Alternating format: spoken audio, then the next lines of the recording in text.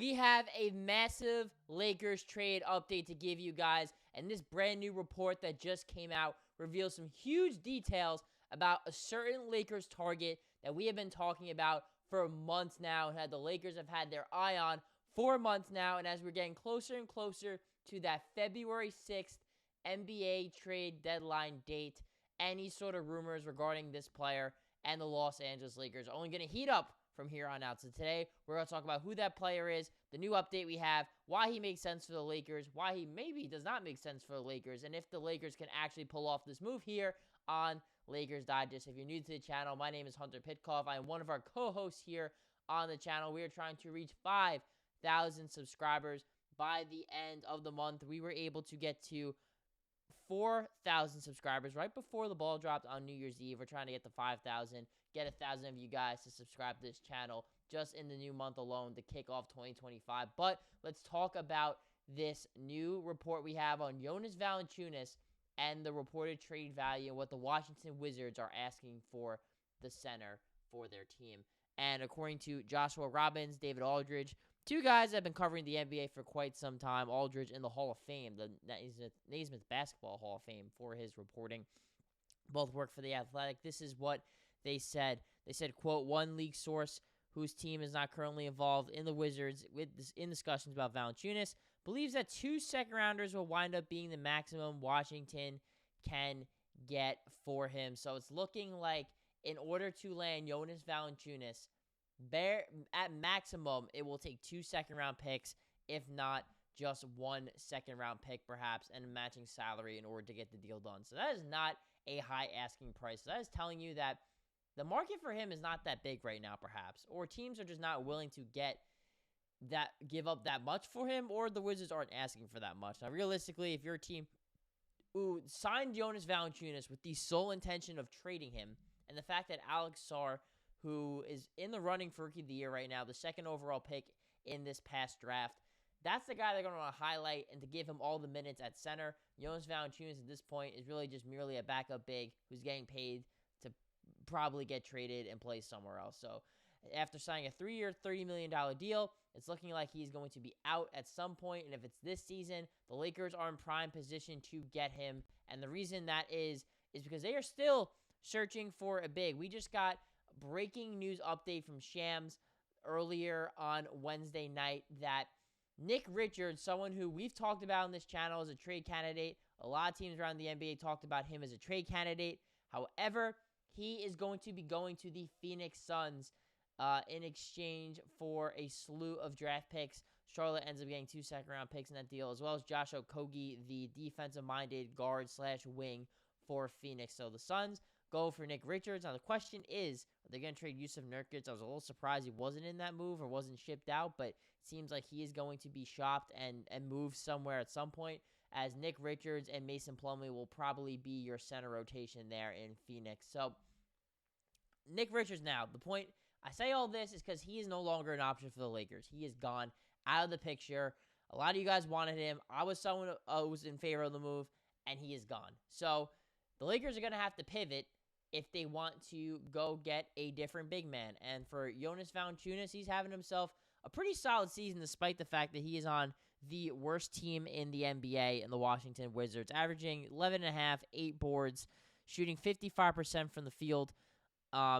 This is a guy who, at 32 years old, 6'11", he is a massive big man. Like, he's not fat. He's big. He's beefy. And he's one of the biggest big men in terms of size and strength in the entire NBA in Jonas Valanciunas. So he's going to bring that interior presence. He cleans up the glass really well, has a very nice post-up game and really good touch around the basket with both hands. He can finish with the left, finish with the right. He especially has this like turnaround little hook shot, push shot that he has in the paint, which is really hard to guard, especially in today's NBA where it's a lot of, twitchy, athletic kind of players. He kind of brings more of a rugged style and that type of big man who can legitimately play the center position next to Anthony Davis and allow Anthony Davis to have the flexibility to play the 4 in certain lineups and situations.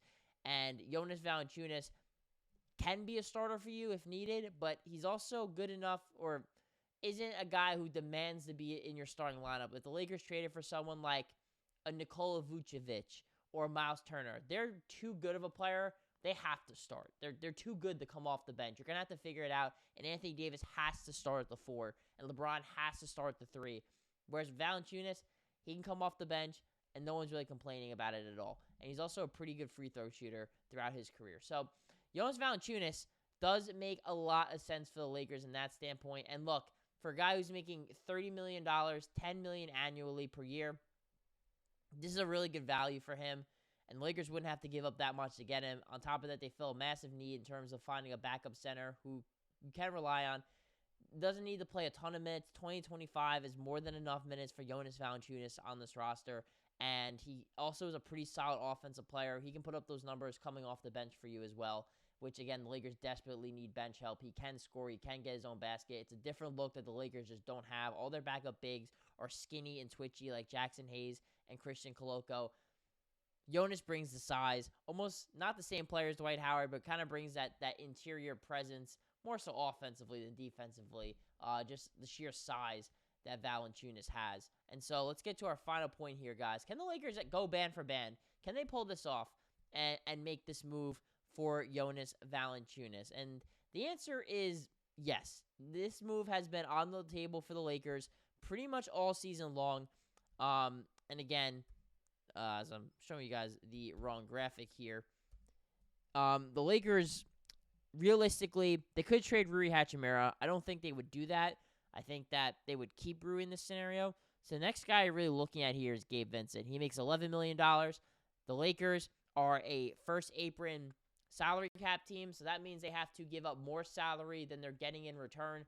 Well, that fits the situation perfect. Gabe Vincent makes a little bit more than Jonas Valanciunas, so they can pull that off. Now, the Lakers, what makes things a little bit tricky now is they did just trade D'Angelo Russell away for Dorian Finney-Smith. So if you trade away Gabe Vincent and only get a guy like Valanciunas in return, that means that you're not going to have any ball handlers coming off the bench. No one who can really handle the ball and initiate offense really at all. I mean, Shake Milton, his role is going to get even higher. And while if you had D'Angelo Russell when you made this trade, you don't feel as bad giving away Gabe Vincent. But now you have to ask yourself, is the value of a backup center more valuable than a backup guard? Because Gabe Vincent, Valanciunas, I think Valanciunas is a better player. I would make the move, but unless you're going to get a backup guard in return from a different team in a different trade, right? If you can get Colin Sexton and Jonas Valanciunas in 2 separate deals, now you're cooking with fire. Now you have Colin Sexton. You get the guard you've been looking for who can play defense, initiate offense, and score. You get your backup center who can play next to or behind Anthony Davis and Valanciunas. And now you get your 3-and-D wing in Dorian Finney-Smith. If you're able to get those 3 upgrades, that is going to definitely help out this team. But just Jonas Valanciunas alone is not going to be enough for the Los Angeles Lakers, in my opinion, to really elevate themselves into the upper echelon of Western Conference teams. But Jonas Valanciunas could be one of the missing pieces. I said they're 2 moves away after the Dorian Finney-Smith trade, in my opinion. And shout out to him for having the birth of his child. That's awesome. Missed this game against the Heat, but that's okay. Family's a little bit more important and moments like that. But if they get Valanciunas, some sort of big man, Valanciunas, let's say, a deal that they can realistically make and not give up a lot to get, and you get somebody in a Colin Sexton, perhaps. I just throw that name out there because I'm a big fan of his game and think the fit makes a lot of sense. Now you have 3 rotational players you just added that fill really big positions of need. If Vanderbilt comes back and gives you something and he's back to full strength, fingers crossed, Dalton Knecht gets out of the shooting slump.